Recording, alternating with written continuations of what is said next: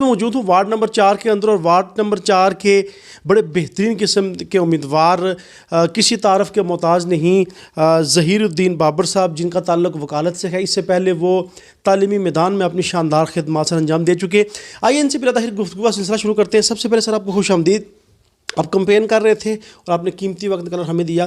Sir अमूमन उम्मीदवार की कोशिश होती है कि किसी पार्टी का टिकट हो, हम इलेक्शन लड़ें, लेकिन आप आज़ाद उम्मीदवार के तौर पर जा रहे हैं, क्यों सर? इसकी कोई ख़ास वजह? बिस्मिल्लाहिर्रहमानिर्रहीम।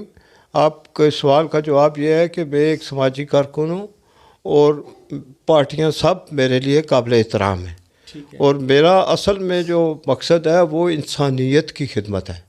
इसलिए मैं जो है आज़ाद उम्मीदवार इलेक्शन लड़ने के लिए मैदान में उतरा। चलो ठीक सर। सर किस मंशूर के साथ, जब आज़ाद जा रहे हैं तो फिर आपका अपना एक अलग मंशूर होगा, किस मंशूर के साथ आप इलेक्शन में जा रहे हैं? मैंने अपने वार्ड को देखते हुए अपना एक मंशूर तरतीब दिया है, जो मैं आपको पढ़ के सुनाता हूँ। ठीक सर। क्या मैं पाकिस्तान से लेकर मेरी वार्ड के अंदर 2-2 मरले के घरों में 6-6 भाई और उनके बच्चे रह रहे हैं। मेरा मंशूर यह है कि मैं सरकारी तौर पर उनके लिए, अपने लिए नहीं, उनके लिए जगह के असूल के लिए जदोजहद करूँगा और प्लाटू के असूल तक जदोजहद जारी रखूँगा। इसके अलावा मैंने पानी की फराहमी, वाफर मिकदार में साफ़ पानी की फराहमी, मैं आपको हकीकत बताऊँ कि यहाँ पे लोग सब गंदा पानी पी रहे हैं, और जिसके अंदर वो अस्पतालों में, बाकी जो उनके पास बची पूंजी होती है वो अस्पतालों में दे रहे हैं। सही सर।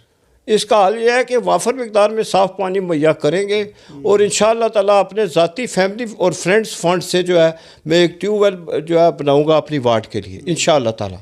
इसके बाद एजुकेशन के हवाले से बच्चों की काउंसलिंग करेंगे। मैट्रिक से इंटर में दाखिले होते हैं बच्चों के, यूनिवर्सिटियों में दाखिले होते हैं, और जो बच्चे बैरून मुल्क आला तालीम के लिए जाएंगे उनकी मुकम्मल रहनुमाई और काउंसलिंग करेंगे। सरकारी नौकरियों के असूल के लिए जो है तालीम याफ्ता अफराद की रहनुमाई के लिए इमदाद करेंगे, और बल्दिया कोटली के अंदर मकामी लोगों को भर्ती कराने की तरजीह बुनियादों पर भर्ती कराएंगे।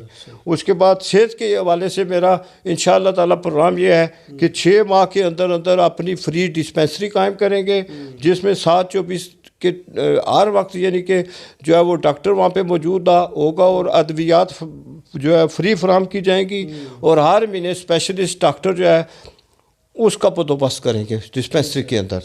समाजी तौर पर, मकामी तौर पर जो गरीब और नादार अफराद हैं उनकी मदद का एहतमाम करना, और बैरून ममालिक नौजवानों को वीज़ों के असूल के लिए रहनुमाई और मदद फराहम करना, ये मेरे मिशन में शामिल है।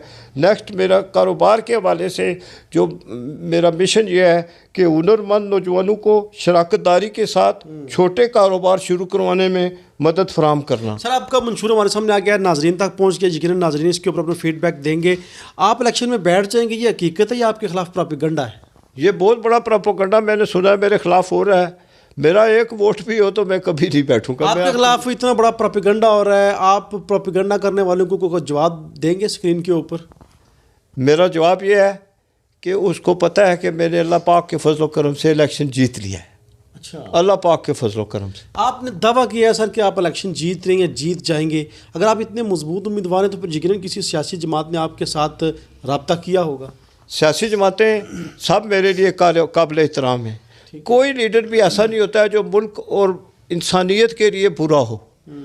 जो दूसरे उसके मुखालफ होते हैं ना, वो उसको बुरा किरदार के अपना फ़ायदा निकालते हैं। इसलिए मैंने किसी सियासी जमात में जो है वो टिकट किसी का नहीं लिया है, या उम्मीद नहीं रखी है कि मैं टिकट लूँ, या किसी ने मुझे ऑफ़र नहीं किया। लेकिन मैं जमात में मैंने इंसानियत की खिदमत करनी है। तालीमी मैदान में शानदार खिदमत आपने सर अंजाम दी, फिर अचानक सियासत में आ गए। इलेक्शन लड़ने का फ़ैसला ज़ाती है या आपके पीछे कोई टीम है, कोई थिंक टैंक है? कोई थिंक टैंक नहीं है। मैंने जब खस्ता हाल लोगों को देखा और फिर उनकी इस्लाह की ठान ली और मैं खड़ा हो गया। मैं बिल्कुल इस वक्त फारिग हूँ। मैं एक तरफ तालीमी मैदान में इतनी शानदार इनिंग्स आपने खेली, दूसरी तरफ आप सियासत में आ गए। हमारे यहाँ कहते हैं जी सियासत बड़ा गंदा खेल है। आपका मौक़िफ़ सियासत के हवाले से क्या है? मेरा मौक़िफ़ यह है कि अगर सही असूलों पे सियासत की जाए तो वो इंसान की ज़रूरत को पूरा करती है, और अच्छे इस्लाह का माशरे की इस्लाह होती है। और माशरे की इस्लाह देखें ना, आपके जो भी हमारे हकूक़ गसब करेगा हम उनकी हिफाजत करेंगे, ये हमारा दीनी फरीज़ा भी है। और जो माशरती फरीज़ा भी है। इंशाअल्लाह ताला मैं इसको अच्छे तरीके से सर अंजाम दूँगा। लोग जानना चाहते हैं कि बाबर डार साहब अपनी वार्ड के मसाइल से किस हद तक आगाह हैं।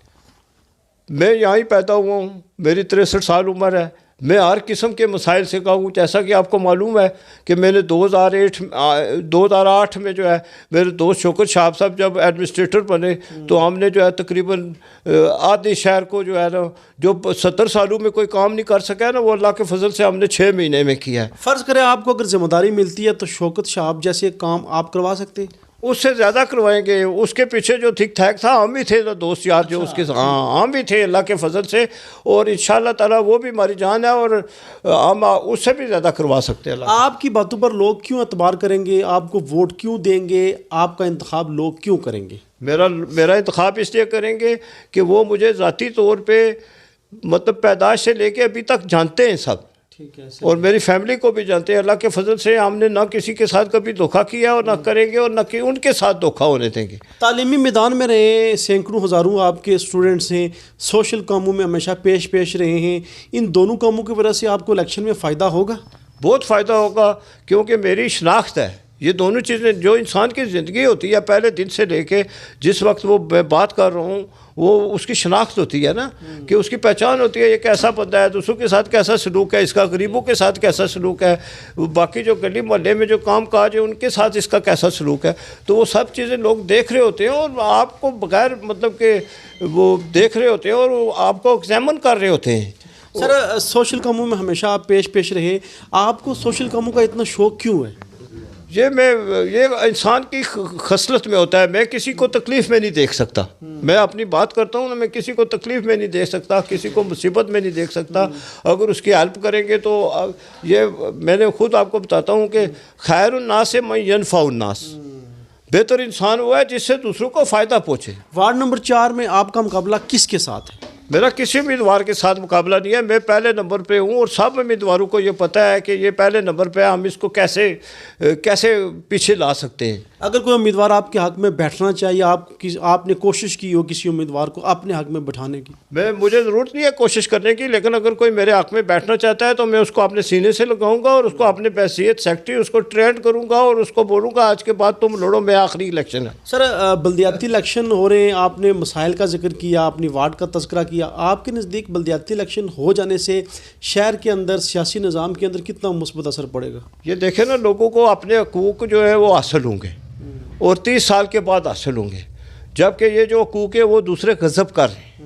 आप खुद बेहतर समझते हैं, आपने सियासत पढ़ी है कि जो माशरा जो होता है वो बुनियादी तौर पर नीचे से ऊपर उठता है, ऊपर से दबाया जाता है, नीचे से ऊपर उठता है। तो जो सब दबाने वाले ऊपर बैठे हुए ना, उनके पास इख्तियारात चले जाते हैं। मिसाल के तौर पर 4 अरब रुपया फ़र्ज़ किया इलेक्शन के लिए खर्च हो जाएगा, और ये अगर नहीं खर्च होते हैं तो MLA स्कीमें लेके अपना काम करेंगे, तो यहाँ पे तो लोग ऐसे ही पड़े रहेंगे। आपकी वार्ड बहुत आम है, शहर का दिल भी इसको कहा जाता है। आपकी वार्ड में बहुत सारे कबाइल हैं, आपको तमाम कबाइल की हमायत हासिल है? अल्लाह पाक के लुत्फ़ करम से तमाम कबाइल के लोग जो है वो मेरे साथ हैं। मेरी बात सुने, और हम लोग यहाँ के रहने वाले हैं और ये सब मुझे जानते हैं। और जब भी कोई मसला होता है तो हम सब इकट्ठे होते हैं, जब भी कोई मुसीबत आती है और परेशानी आती है तो हम सब इकट्ठे होकर उसका मुकाबला करते हैं। सर, क्या पैगाम देंगे अपनी वार्ड के लोगों को, अपने वोटर्स को क्या पैगाम देंगे, और आपका इंतखाबी निशान क्या है? इंतखाबी निशान के हवाले से क्या कहेंगे? मैं इंतखाबी निशान के हवाले से कहूँगा कि मैंने छतरी को खुद सिलेक्ट किया है, और मैं वोटर से मेरा ये पैगाम है कि जिस बंदे ने ये सोच रखा है कि हमने अपने मसाइल को किस तरह हल करना है, उसको मेरी ये दावत है कि मेरी छतरी के नीचे आ जाओ। ये आपके लिए साहिबान इंशाअल्लाह ये साहिबान साबित होगी, और ये आपको हर दुख तारुक और मुसीबत में, मुश्किल में इंशाअल्लाह काम आएगी, और इसके साए तले तो आप अपनी तमाम मंजिल को हासिल करने में कामयाब हो जाए। आखिरी सवाल सर, छतरी इंतखाबी निशान रखने की कोई ख़ास वजह है? असल में मैंने वहाँ पे चार्ट पे देखा, छतरी एक आसान सा, इसको हर बंदे से पाला पड़ता है, छोटे बच्चे को भी पता है छतरी क्या होती है। और फिर वोट मैं सारी जिंदगी इलेक्शन कराता रहा हूँ खुद, और जो मसला ये है कि बुज़ुर्ग लोग होते हैं, नज़र नहीं आता है या अंधेरा होता है अक्सर स्कूलों के अंदर जहाँ इलेक्शन होते हैं तो उसमें एक वाज़ेह और आसान सी चीज़ है, इसलिए उसके ऊपर मोहर लगाना बड़ा आसान है। वार्ड नंबर 4 के लोग छतरी के ऊपर मोहर लगाएंगे? इंशाअल्लाह ताला छतरी के ऊपर मोहर लगाएंगे और छतरी इंशाअल्लाह ताला उनका साहिबान बनेगी। सिर्फ 2 जुमलों में सर अपने वोटर्स के लिए कोई पैगाम, सिर्फ 2 जुमलों में? 2 जुमलों में मेरा ये पैगाम है कि 27 तारीख को अल्लाह को हाज़िर नाज़िर रख के जिसको आप बेहतर समझते हैं उसको आप वोट दें, लेकिन छतरी को मत भूलें। ज़बरदस्त। ज़हीरुद्दीन बाबर साहब की गुफ्तगू हमने आपके सामने रखी, वो बहुत पुरुम्मीद है। उन्होंने ये दावा किया है कि मैं पहले नंबर पर और मैं इलेक्शन में जीत जाऊंगा। क्या ये इनका दावा दुरुस्त है? इसके ऊपर आपकी राय बहुत अहम है। बिलखुसूस वार्ड नंबर 4 के लोगों से मेरी गुजारिश है कि अपना फीडबैक ज़रूर दीजिएगा। आपके कमेंट्स के जवाब ये खुद देते रहेंगे। इंशाल्लाह नई वीडियो में आपसे मुलाकात होगी। इजाज़त दीजिए। अल्लाह हाफिज़।